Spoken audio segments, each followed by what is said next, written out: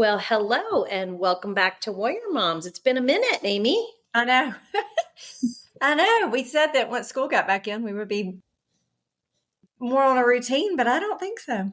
No, well, I'm glad to see your face. I know you've had a few things on your plate recently, so I'm glad you're back and feeling better. I know. I'm excited to see everybody, and I'm really excited to see our friend today, Miss Brandi. Hello.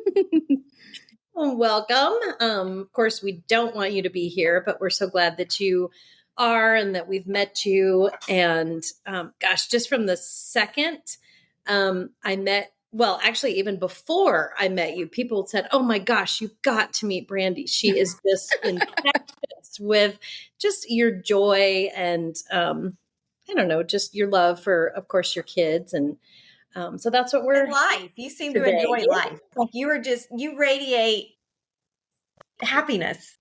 So I try my best. Well, let's start out with just tell us who Cole is. Well, do you want me to start from at what point would you like for me to start? Yeah, just tell us start with maybe just describing adjectives, like how would you describe him, and then maybe if there's a story that sticks out when you talk about Cole that you're like, this really captures a good piece of him. Right. Well, let's see. So from birth, pretty much he was always infectious. Like could walk in and regardless of the people in the room, he could find something in common with anybody from older people to younger people. He just enjoyed life. It was so funny. You were talking about joy. Joy is 100% what I would use to describe him. And it's so weird when I talk about it because, people are like, well, there had to have been just some times where he was, nope, there weren't. Like, I don't know how to explain it. Like, he was a great friend to all. He was a great kid, a good student. Teachers loved him. He was I don't know how to explain it. The funniest thing that kind of puts it all together, we were watching baseball one day and there was a bench clearing brawl. Both teams out on the field. We were just watching it. And Cole looks over at me, goes, "God, Mom, I would love to be in a brawl like that." And my husband starts dying laughing. He said, "Cole, have you ever been that mad before?" And he said, "No, I don't think so." Like, just the most kind-hearted, I don't know how to explain it. Like, I always said he hatched from an egg because I have a pretty fast, hot temper. And he was just even keel, all about what's fair, and his coaches loved him. Just a great kid, a great young man. What sports did he play? You say his coaches loved him. What sports did he play? So his dad was a baseball player. So we started out in the baseball. We played every sport. Let's just say that. But started out soccer like, a lot of little kids do. Get some energy out. Yeah, no kidding. Yes. Then we went on to T-ball and he played travel baseball for a while. And like a lot of kids, he got burnt out. He didn't have that kind of personality where he just had to be, so he was like, yeah, these people take this too seriously. I'm ready to move on. So, he kind of dabbled in football a little bit when he was little, but he was always tall, but super skinny. And so I was afraid they were going to break him in half, but I let him do it anyway. But he picked it back up in 8th grade and really, really loved it. Ended up being a receiver all the way through school. And he played basketball. Now, basketball wasn't he was great at basketball, but it wasn't, his love, but he absolutely adored his basketball coach. So I promise you, without a doubt. He stuck it out in basketball so he could be with his coach. Oh, I love that. Yes, and they had a great bond, and and I actually teach with him and taught both of his children. Oh my gosh. So, they had this crazy bond, and Jacob, that was his coach. He said, I could come in all mad at halftime, and I would look over and just look at Cole, and I couldn't be mad anymore. I would just start laughing because Cole would be like, "We're waiting for when we go home, Coach. Are we gonna stop at Bucky's on the way home?" Like whatever. I think he has told a story literally where they went in like Five Below on the way from away to away game, and they went in Five Below and found these bananas, like plastic bananas or something. All the boys did. Who knows? They're high school boys, and he's sitting over there like poking people in the back of the head while Jacob's like slinging his clipboard, like coach's stuff, and Cole's over there like. And he's like, oh my God. He's like, just a good hearted kid.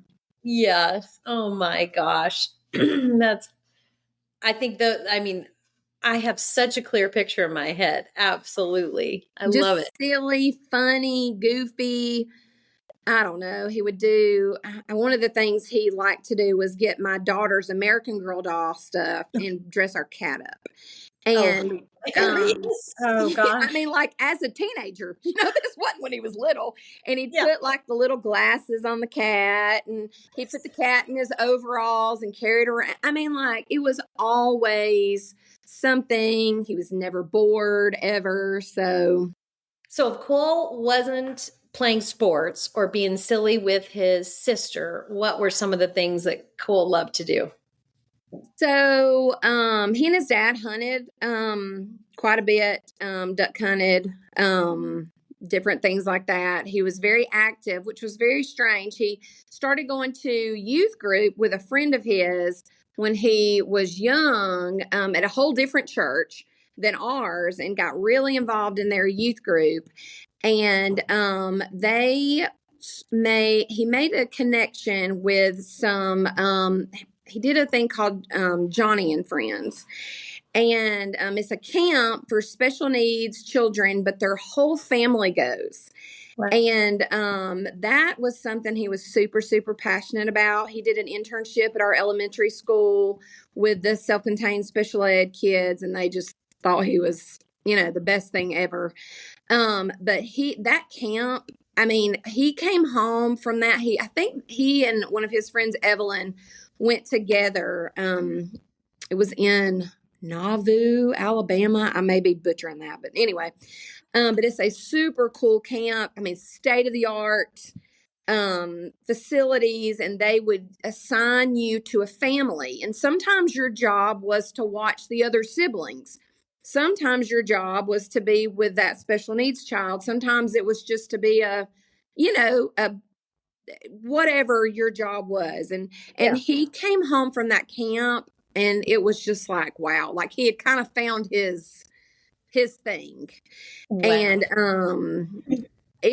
I didn't get to talk to him. I had never not communicated with him, because, he'd go off on trips and stuff, but I would be able to talk to him at least at night or whatever, but they had no cell service. So I only got to talk to him every other day, but it didn't matter because he knew exactly, he was so, so excited doing that. Yeah. Loved that camp. Went back the next year and did it again. Did lots of stuff with them. Spent lots of time with his friends, just doing crazy stuff. They would, who knows what they would do, but all kinds of stuff. He was very active. Graduated from high school, went to Georgia Southern, was an ATO at Southern. So that kept him busy. He just, I don't know, had a girlfriend occasionally, he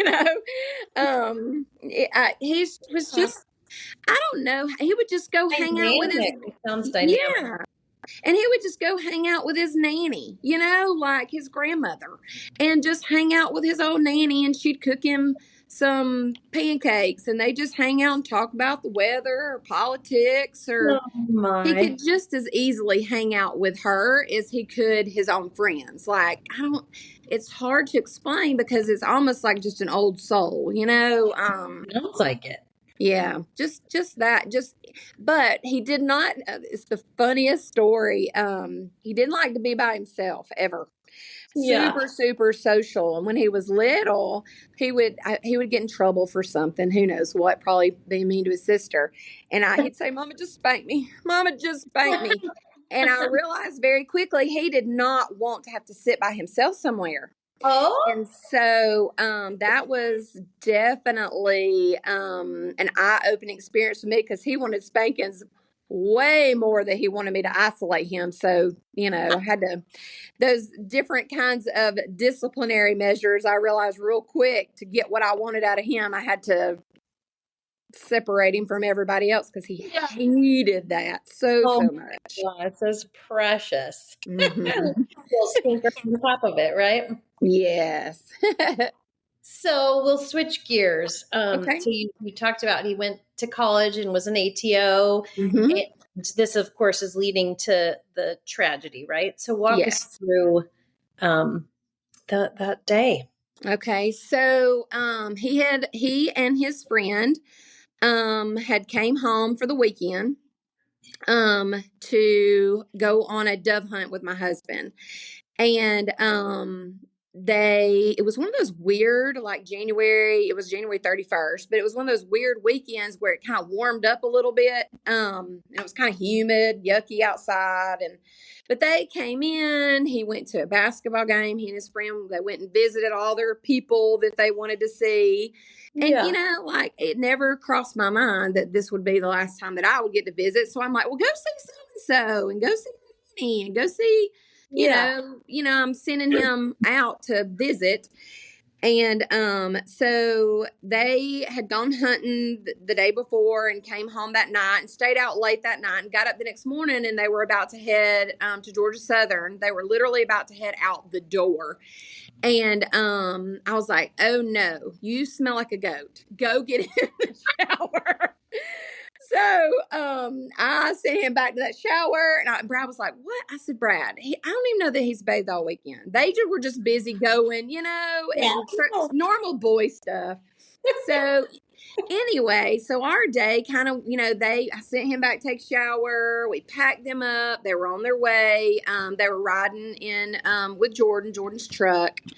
And they got about right outside, I think. They were about 30 minutes away from Southern, and a storm came out of nowhere, like a really bad storm, wind blowing, and that road is awful anyway, leading into Georgia Southern. It's not safe at all. There's no lights there, the water puddles. And from what we understand, because a lady did reach out to us that had followed behind them literally from downtown Atlanta to the wreck. She was right behind them. She reached out to us because, we had so many questions. But according to her, what happened was there was a transfer truck. It was them in a transfer truck. The storm blew up. They were not speeding, according to her.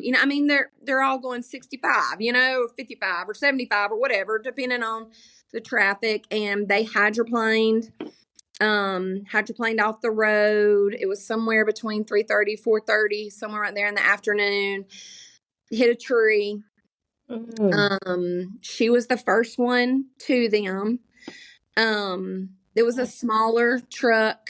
And she got to him, she couldn't get to the driver's side, got to his side. And, she heard him hear his last breath. She was right there with him. So, but the craziest part of the whole thing is, like, I'm doing my normal Sunday chores, that's the weirdest part to me. I had gone to the grocery store and done all those things, and I'm doing laundry in our bedroom. I'm folding clothes, and my husband's on the back porch, like smoking a cigar or whatever it is he's doing back there. And he taps on the window, and he said, "Have you checked on Cole and Lot 360?" And I was like, "I will in a minute." And I just kind of glanced down and saw they weren't moving. And Brad, literally a couple of seconds before me, did the same thing. And their speed, because you know how when you hydroplane, your speed accelerates. He actually saw the acceleration on Life 360, and then it go back down. And so, but at that point, I had no idea. Like, I just knew, he wasn't moving. And so I thought, well, I'll just call and check on him. So I couldn't get him to answer. I called and called and called and called and called. I called his girlfriend at Southern and his roommates. Two of his three roommates he grew up with in Rome and were best friends with. So they start, and I said, maybe he's blown a tire. I mean, like, it wasn't, it concerned me that he didn't answer the phone, but not really. Cause like, maybe it was out in the rain. Maybe it was, I just didn't know. And so the weather was actually so bad that they couldn't get to him. Thank goodness at this time. But they couldn't even get from Statesboro to where he was. So I have a little funny story in a minute. But so I started calling, I called our 911 and I said, what do I do? My brother's a fireman. My brother-in-law works for the sheriff's department. So they said, call them and see if they can switch you over, give you the number. And I could look on my 360 map and see where his last location was.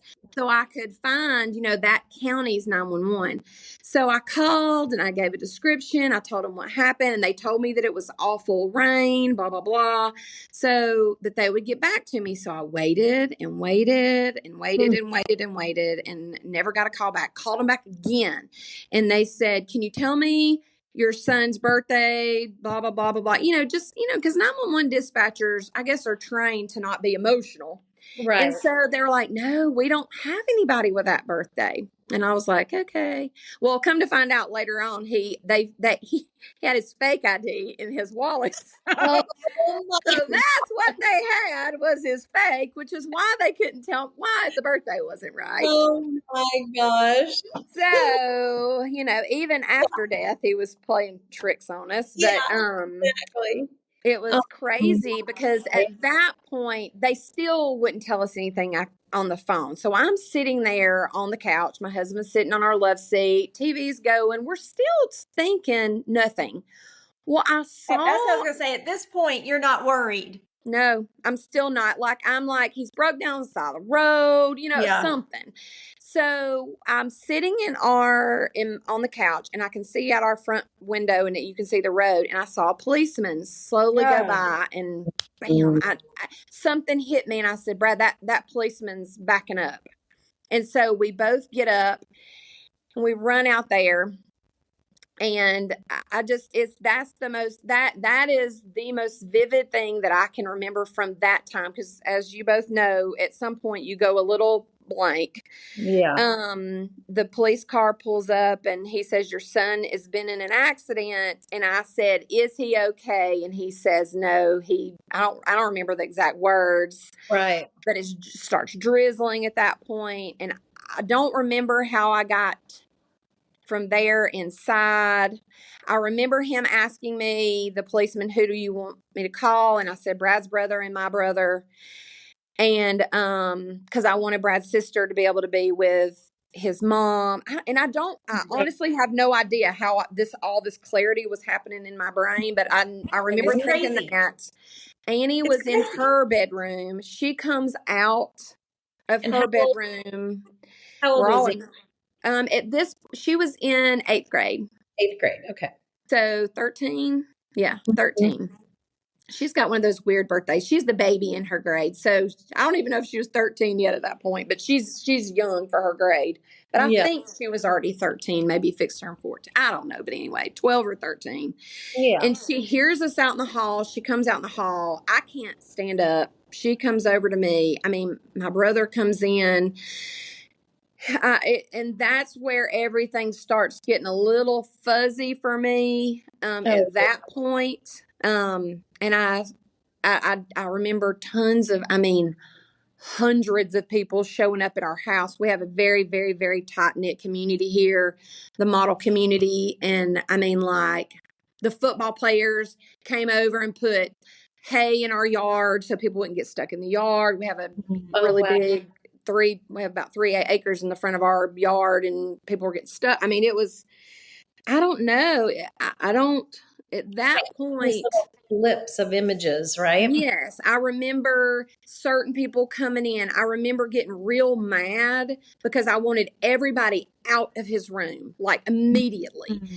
And people don't know what to do, but I went to the mad phase real quick because I just wanted control, and Yeah. I wanted control of something.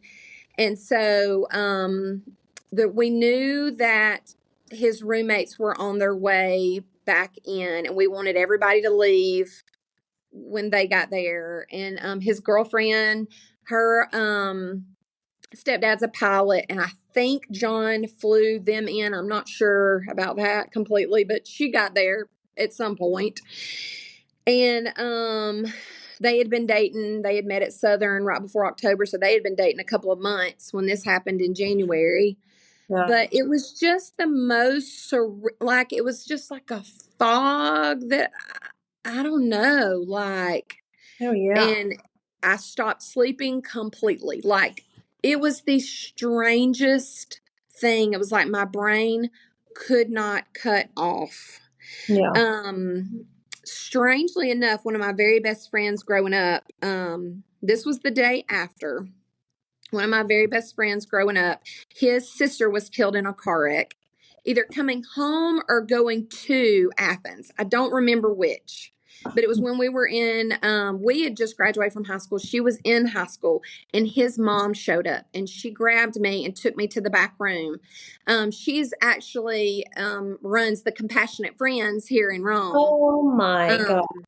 So she took me back there, and she said, Brandi, I need you to listen to me. And I said, okay. She said, I know how you are. I've known you since you were 5 years old. So you've got to have something that you can control. And I said, you're absolutely correct. I do, Sandra. Tell me what I can do. And she said, and she had a list of things. And this has kind of been my, I don't know if passion's the word, but thing that I do now. Yeah. If I know that someone has lost a child, it was a list. Get a locket of his hair. Get fingerprints, even if you don't want to do anything with any of this stuff right now. And she said, most importantly, take your time with his arrangements. Yeah. Do not let anyone rush you. She said, Brandi, I want you to think about all the things that you have planned for him over the years. Oh. And this is it. This is the thing. This is the celebration of Cole. So I did. And I pissed a lot of people off. Because I was like, I am not ready. They're like, I don't need to do anything. I need y'all to shut up. Let me do this. And so, that was the best advice anyone gave me.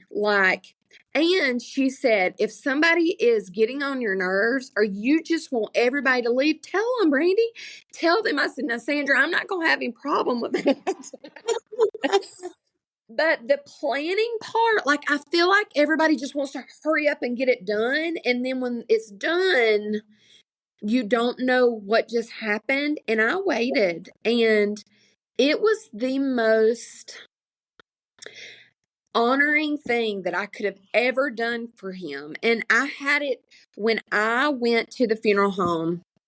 I guess the day after, we had to wait. It was the strangest thing with him. If I'm getting off, just let me know. So, they took his body and his friend, who was also killed in the wreck, to the hospital. And it was during COVID. This is COVID time. Oh, right. Well, Cole had no injuries except for his neck and his face. So it was, the cause of death was blunt trauma. What is it called? Blunt trauma to the head or to the neck or whatever. Mm-hmm. So all of his organs could be used now. So they call Brad in the middle of all this going on, the organ donor people. And, because I know they have to make a quick decision. I realize it now. But they said, his heart, his lungs, his liver, his kidneys, everything. And then they called us back, and the timeline gets a little shaky, and said, however, he tested positive for COVID. And at that time, they would not use anything on him. They were able to use parts of his eyes. I don't really know, something to do with the vessels and the iris and the something, but because, they just didn't know then. Right. And that devastated me because he was an avid organ donor, like the Right. card and all. Yeah. And when they said that, I was, now we know that it's fine. Now we know. Right. But at that time we didn't. So that was pretty devastating. I don't remember where I was going with that. But anyway, that was kind of that time period. But so anyway, so that happened. But anyway, they could use some of the other organs, correct? They were able to use some of the eye parts. And we got a thing from those people telling us what, and if we wanted to get what exactly in the eye they could use, but none of the major organs. So we were able to, we had, I don't know how to explain to people that aren't from a small town or from a amazing community what happened in this community. Like, there was not a mailbox within, oh my God, 50 miles from here that didn't have a blue ribbon on it. Wow. Like, we had a florist here that every one of them tied ribbon. She tied ribbons for days and gave them out. We had people selling T-shirts because the other thing that Sandra had told me was to start a foundation or to start something, like a scholarship or something in his name. So immediately I have another friend that started, she was on that like that. Like, the support system that I had, that my family had, that Cole's friends had at Georgia Southern. Like, I will forever love Georgia Southern. Like, they took care of those kids. They loved those boys. They loved the dorm kids. They loved Annabelle, who was his girlfriend. They loved all of his friends. Emily McHenry, like, they all lived in the same. It was just unbelievable, the support that I felt and the love that I felt and the people just holding me up. And so, I know what I was saying. So we went to the funeral home to see him. These are people that we know that run these, like, this is a little town. Barry Henderson, who owns Henderson, funeral home, has been friends with Brad's family for a million years, blah, blah, blah, blah, blah. So we walk in and I sit down, and I don't know what he thought he was going to get when I walked in. But I said, I need to see him. And he said, Brandi, you don't want to right now. I said, I'm seeing him. And he talked me off the ledge a little bit. And he said, give me an hour. And so he got something in the works. But I had this mental clarity that I've probably not had since then, honestly, when I was in that funeral home, that I've never had before. Like, I went into mama mode, teacher mode, Brandi mode. Like, I knew exactly how I wanted everything planned. And if I couldn't have it this way, I was going to have it another way. If I couldn't have it at Model High School Gym, which I knew that I probably couldn't because, we were considered the super spreader event. So we found another friend who had an even better property who let us use it, and it was beautiful and on a lake. And, like, I don't know how to explain to you my vision and how my friends made that vision happen. And the music, all of his friends from high school and college got together and made a playlist together. I didn't even hear it until that day. We went from Beastie Boys to Morgan Wallen to rap. Like, in the middle of this ceremony, and I'm like, okay. We had kind of open mic.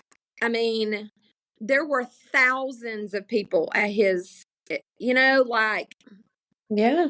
I don't know. I just wanted something. And when you walked in, there was a picture of him, but I wanted you, as you were standing in line, to see Cole from a baby all the way up. So they kind of walked through a Cole timeline. And I know that sounds insane that I was able to even think this up and that my friends knew exactly what I was communicating. And not just pictures, but things. Like he has a little stuffed animal. Oh God, I'm gonna cry talking about it. His name's Arzo. Arzo went to college. And Arzo was on a table. Brad had an uncle named Arzo, so that's a long story, but it's a little blue bear. He was there. He's still in his bed. But we used to have to sew his little tail on because Cole would rub his tail. Oh my gosh. But like I don't know, all of his things leading up, trophies and lettering jackets and just things his friends brought and just so many things and so many people. And it was like, I don't know, in the slideshow that a friend of mine put together, and it was amazing, absolutely amazing. And just the ATO brothers coming in, and I don't know, it was something that if you were there, you'll never forget it, ever. And I mean, you had his brothers from ATO stand up telling stories about him. You've got his high school buddies that he was friends with from pre-K up telling stories. And, and then the most surreal part for me was one of my best friends, Jason, the one that his mom came and talked to me. He was the one, he got up and he took charge. Because he'd been there before. And he did the service, and it was just, I don't know how to explain it. It was just, and I had a friend, I knew exactly what music I needed played at different times. And then that night, so everybody leaves the ceremony and we all go into,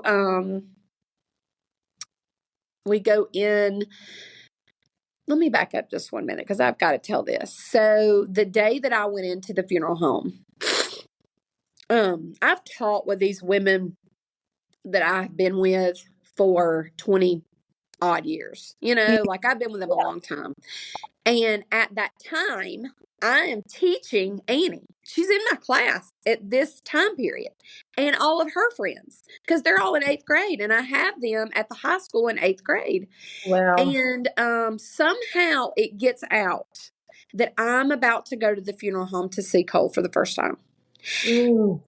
And these kids in this building are hitting their knees on the floor, praying for me, openly weeping in this building, 8th grade teenage boys, crying and Public praying. school. And like this whole building, I mean, we have 900 and something students and 80 something faculty, and they're all like mourning with me. And these are kids who had grown up with Cole. Aww. And as the big brother. And so, anyway, I had to say that because I felt that. And I think that's how I got through with the clarity that I did at the funeral home. Absolutely. Because there were so many people saying, you know what, she can do this. God, you might need to give her a little help. But, like, be your wing. It was a surreal moment. And I didn't find out those things till a lot later when my teacher friends told me, they're all, they've got their watches set to go off and they're all praying and the whole building's praying for my family. That's so beautiful. And I still feel that support now, almost 4 years later. Like, it's insane. Like, I still, people come out and check on me all the time. Are you okay, Brandi? Like, we had a tragic death of a boy not too long ago here, and they were checking on me, like, I know this brings back, I mean, Yeah. I don't know how to explain this community. It's You're doing for an real. incredible job. I can just picture it, in each of these snapshots just show just such enormous love. And to me, it just speaks of this, well, undeniable love for you and for Cole and Annie and your husband. And, um, but also this like no fear about this whole grieving process. Like we're just going to lean in, just like your son would have done, Right. they became him for you. I agree. And I've always been a jump in and ask questions later kind of girl. And so when people, ask me about that grieving process, or how we're dealing with the grieving process, I don't know how to do it another way. Yeah. Like, there's no magic. I never turned inward in my grieving process. I definitely became, I started counseling immediately with another friend that her husband was one of Cole's basketball coaches in middle school. And she's a trauma counselor. And then she found somebody for Annie that did like outdoor counseling. Because that was a big part of, our kids growing up. We were always on the river. We were fishing. We were hunting. We're always even still doing those kinds of things. So Annie was able to connect that way too. I don't know how to do it a different way. Well, thank Other goodness. than just living. Yeah. Well, I'm just so thankful for that, because as we all know, this is just, it's not supposed to happen this way. And the pain is just, it's palpable. I mean, it's Yes. just, you just want to grab a blankie and a pillow and just cry yourself for the whole time. Yeah. Absolutely. Absolutely. Oh, gosh. Well, I'm just so sorry. But what I am thankful for is those words that friend of yours told you about taking your time. I mean, my goodness, it sounds like you got to do I and did. create this incredible celebration of Cole. It's just beautiful. Well, and then that's what I was telling Amy about earlier. Cole and I are the live out loud in our family, and then my husband and my daughter are more private. Now, my husband could literally run for mayor and get it. I wouldn't be a good first lady, but he would be perfect.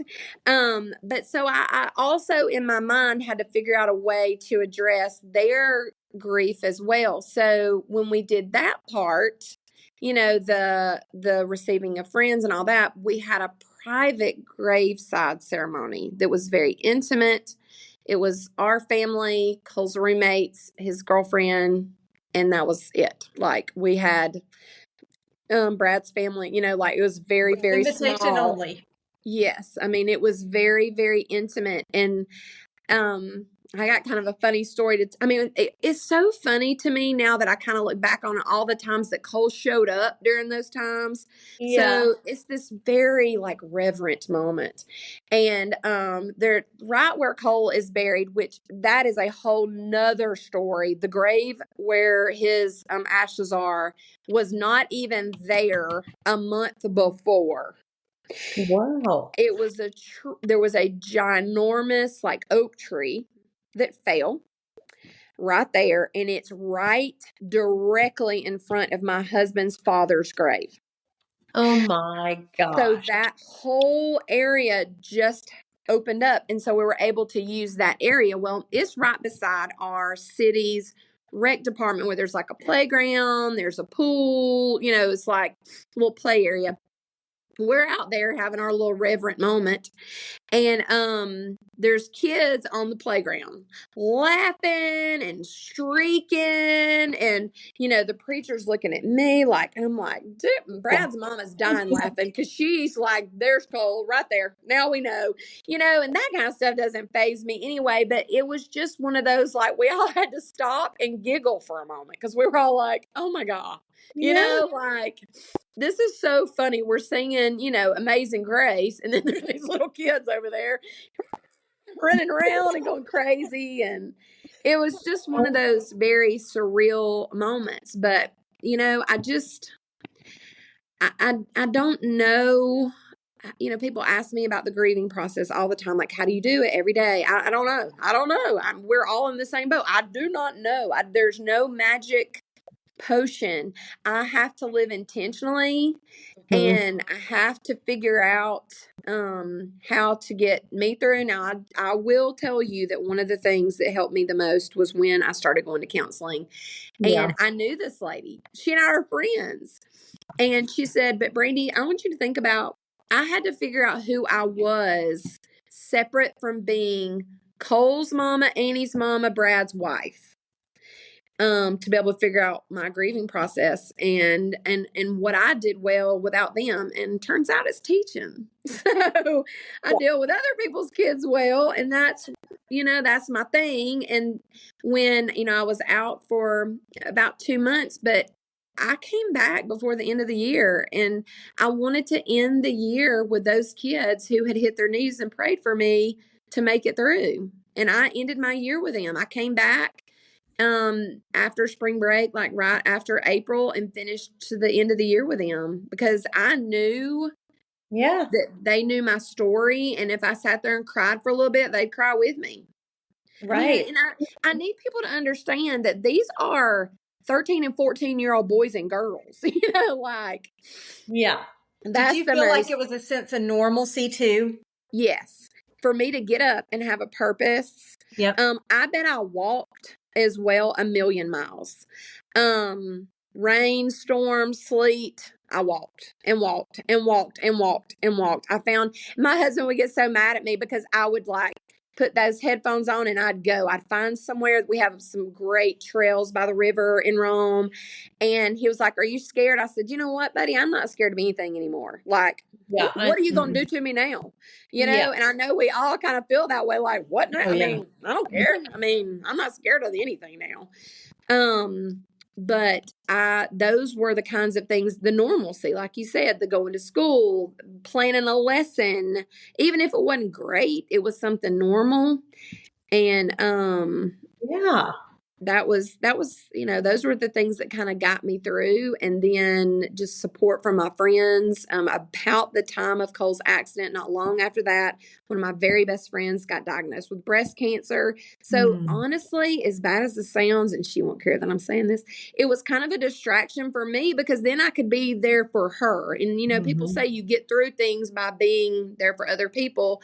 So I was able to be there when she, got her hair cut off. And I've met Pam. You've met Pam. She's been she with comes me to with meet you. Yeah, what do you call it? Your emotional support. She's my emotional support animal is what I call her. There you go.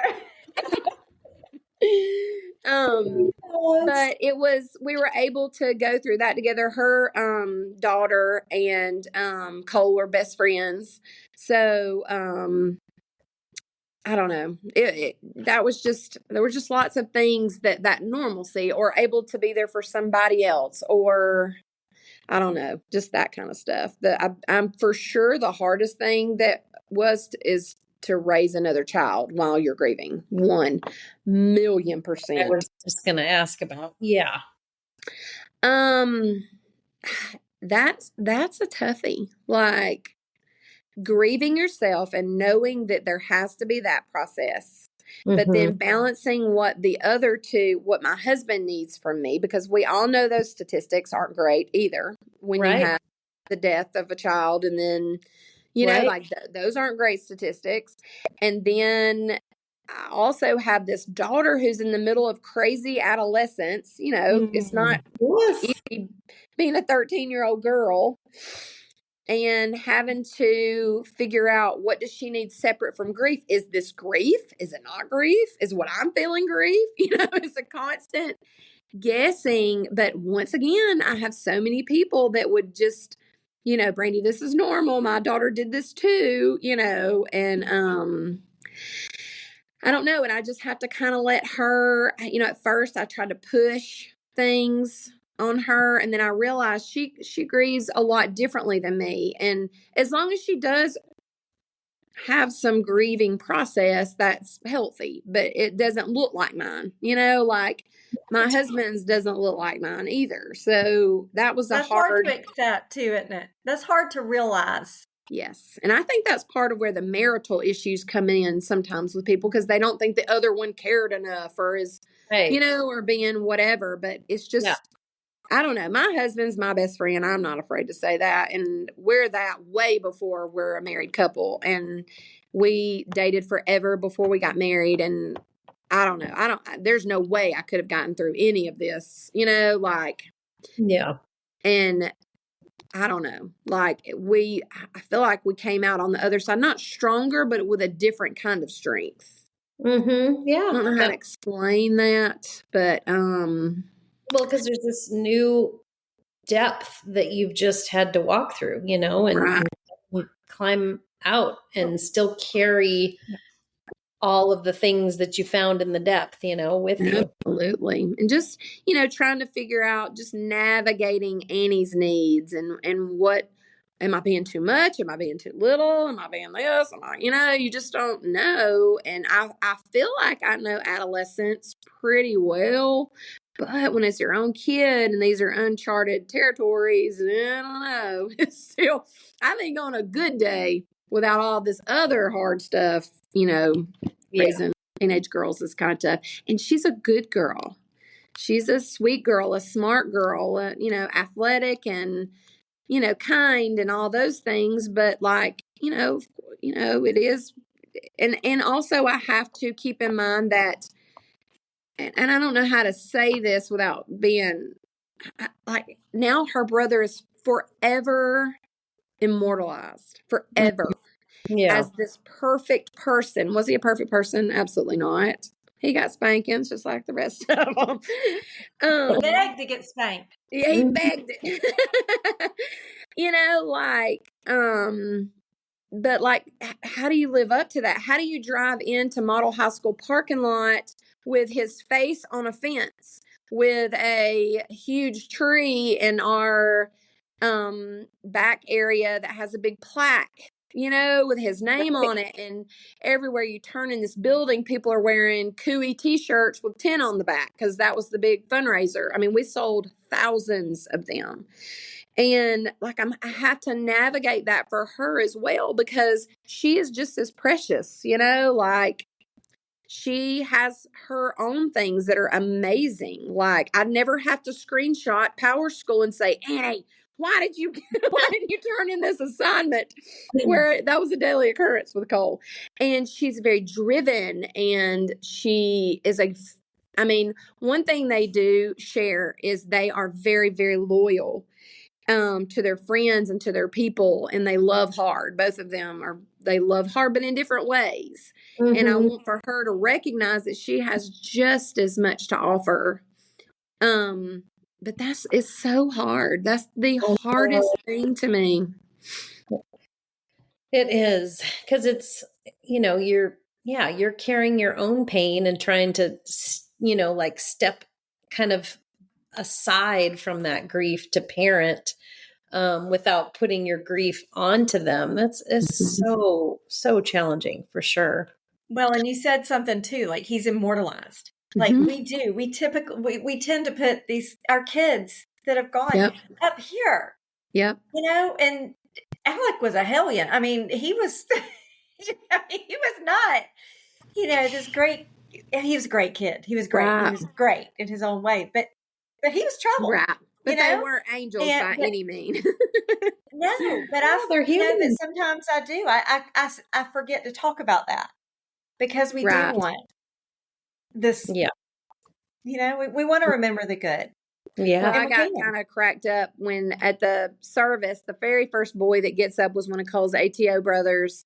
And he was the one that kind of drug Cole in. And he started out the memorial service by talking about Cole's favorite alcoholic beverage. No. My, almost 19-year-old who wasn't even 19 yet. And but, like, meh. But it's so hard for me to, I try, we want people to talk about them. We don't, but I don't want that to be the only part of the conversation. I don't want that to be the only thing. And I want things to be as spectacular for her as they were for him. And I have talked to several people about this, like, this next step for her going off for college next year, she'll get to be Annie. She won't have to be Cole's sister or someone true. She doesn't have to tell that story if she doesn't want to. Yeah. But she can choose to, it's on her terms. So like, I'm kind of excited for that next step of her journey to be able to be that person separate from him. But also enjoying life like he did too. So I don't know. That's kind of tricky. It is tricky for sure. Well, I mean, everything you've told us, you talk your way, like relationships are so, you can just see it and feel it so big, and you're going to talk your way through it with her. And lucky to have you for sure.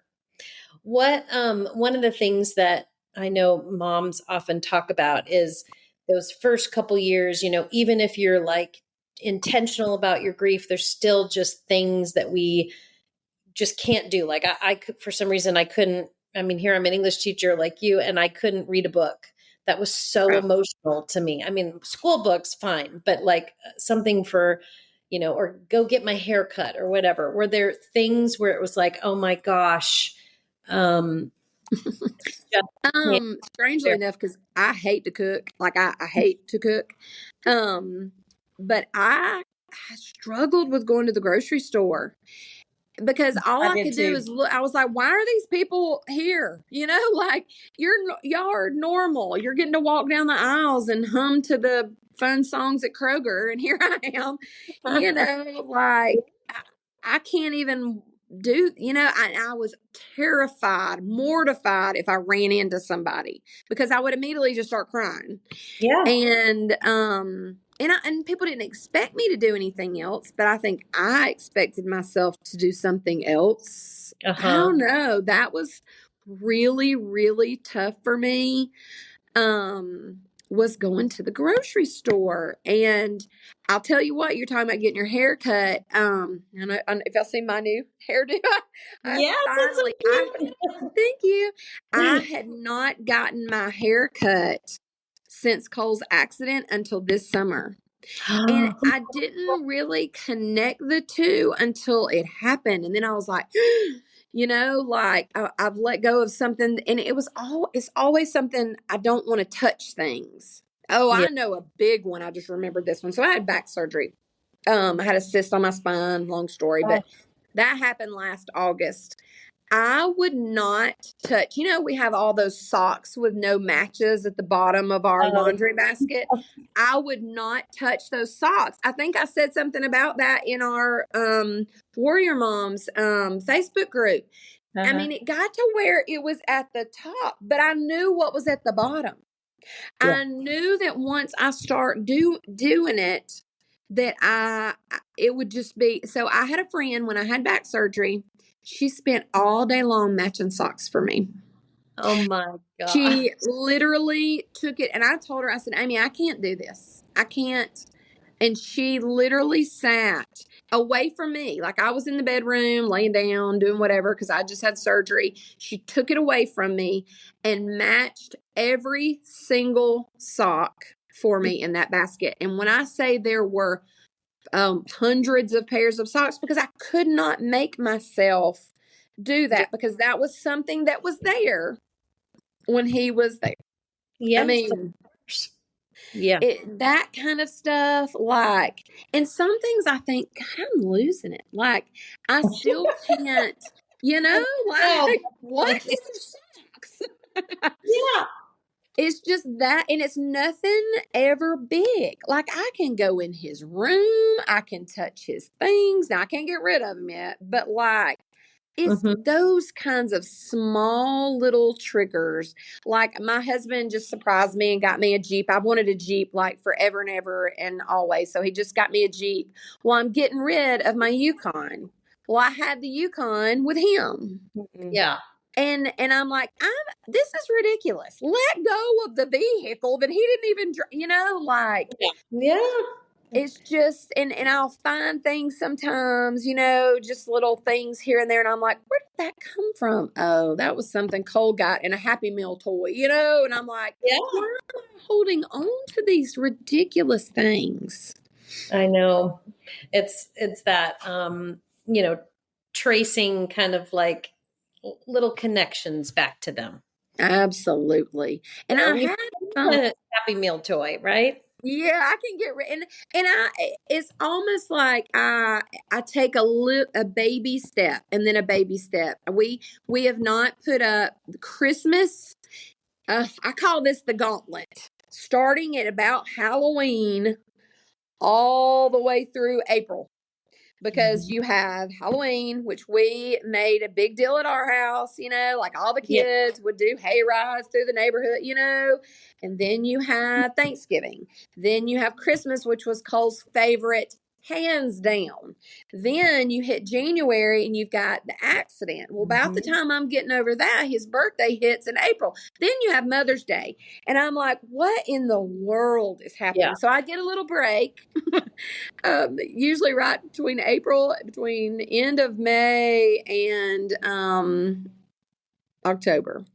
But this year, my biggest trigger was starting back to school. And a lot of his friends are getting married and having babies and graduating from college. And that's been a new emotion that I haven't had yet, like those things. And I'm excited for them, but I'm also like, like I have that just, and I don't want, and they all invite me to all of their things, and I want to go. I want to be there, but I don't want it to be about me while I'm there. Does that make sense? Like, yeah, it does. One of the things that I realized it was interesting is I didn't go to one of Carter's friends' weddings, and I just was sick about it.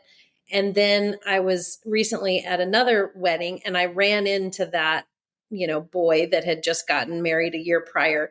And I said, I'm just so sad and sorry. And I said what you said.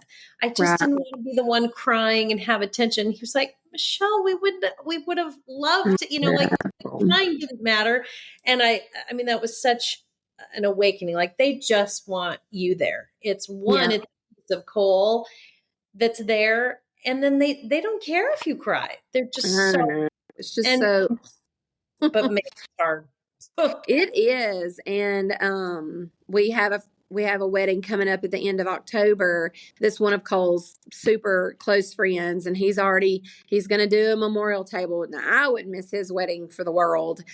And one of his other best friends that did a little table for him, and I hate that I missed it, but it was the same. It was prom day, and I wasn't going to miss Annie's thing for somebody else's thing, so I didn't get to go to that. But I told Brad, I said, this is going to be rough, but we've got to do it. We've got to be actively involved in these kids' lives, because that's what we would have done anyway. We would be there. Cole would be there, but that's a toughie, is those things like that, and those days where you're, I don't know, this beginning of this season, I don't know. I felt like my brain was doing that racing thing again, where, one thought would connect to another thought and I couldn't cut it off. In those moments, what do you do? How do you push yourself? I read. I'm an avid reader, and I read smut. The trashier, the better. Absolute trash. Like, it just takes me to a whole nother realm. I've always read. I'm a reader. I have to shut social media off that's a big, like, I don't know, something about that in my brain. I love sharing pictures of Cole. I love doing all that. But social media can be a little overwhelming for me sometimes. But Mhm. I have to just shut that off. I have to go by myself. I have to reconnect to or connect to whatever book I'm reading. And that's helps me almost every time. And it resets. I read everything. I'm kidding about why I do read smut, but that's not the only thing I read. But like, I love it. it's just a way to kind of disconnect for a little bit from the reality of my life, which sounds super unhealthy, but like, then I can come back. Then I can hit it again. I can do this again. And I have to keep, and I'm not a little girl. I'm not a teeny tiny human, but I have to exercise. I have to. My body, I mean, now I can eat some food, but I also do love exercising. And that is huge with me. And I tell people all the time, I've just got to be moving. I'm not a sit stiller. Yeah. I'm a mover. So, and I think that's why the reading helps me reconnect, because it makes me be still. Does Yeah. that make sense? Like, it's something that's really the opposite of my personality. When I tell people I'm a reader, they're like, what? You have to sit down to do that. And I'm like, yeah, I know. Just like what Amy was like, well, it centers you, Mm-hmm. Yeah. Absolutely. And I know some people do gardening and some people do, those kinds of calming things. It doesn't require me to think a whole lot either. Yeah. So that's, because my job is, I mean, being a teacher, you're constantly needed for something. And so I go home and then I'm constantly needed. So that's just a time where I can just shut my brain off and nobody needs me. Yeah. And it's just for you Yeah, alone. Yeah. absolutely.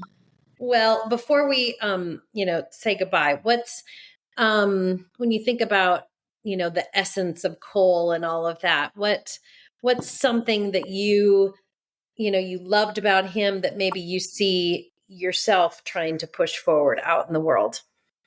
I just think I grew up a little bit differently than Cole. I had a divorced family, like my mom had Alzheimer's. I had to go through that with her. So I felt like it got me I was a little angry sometimes. Mm-hmm. And I love that I can think sometimes I know what would Jesus do? I'm like, what would Cole do right now? Like, he was so Yeah. forgiving and so compassionate. And I have the passion part, but sometimes the compassion is tough for me because